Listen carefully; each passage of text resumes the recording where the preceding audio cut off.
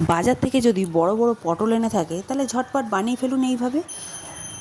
একটা মিক্সি জারে টমেটো, পেঁয়াজ আর কিশমিশ ভালো করে পেস্ট করে নিলাম। এবার পটলগুলোকে ভালো করে লাল করে ভেজে তুলে নিলাম। ওই তেলের মধ্যেই একটু পেঁয়াজও ভেজে তুলে নেব। ওই তেলে এবার ওই পেস্ট করে রাখা মশলাটাকে দিয়ে দেবো। দিয়ে একটু কষিয়ে এবার চিনি, স্বাদ অনুসারে নুন, হলুদ আর লঙ্কার গুঁড়ো দিয়ে ভালো করে কষিয়ে 2 থেকে 3 চামচ টক দই দিয়ে দেবো। দিয়ে ভালো করে কষিয়ে ভেজে রাখা পটলগুলোকে এক এক করে দিয়ে দেবো। এদিক সেদিক একটু নাড়াচাড়া করে অল্প পরিমাণে জল দিয়ে দেবো।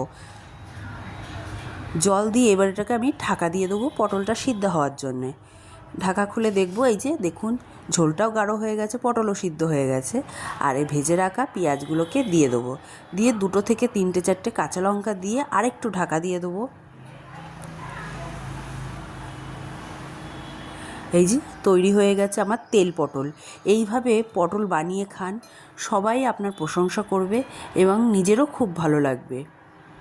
অসম্ভব সুন্দর হয় এইভাবে পটল রান্না করে খেলে। ঝটপট বানিয়ে ফেলুন তেল পটল। আমার কিন্তু খুব ভালো লাগে, আপনারও ভালো লাগবে আমি বলছি।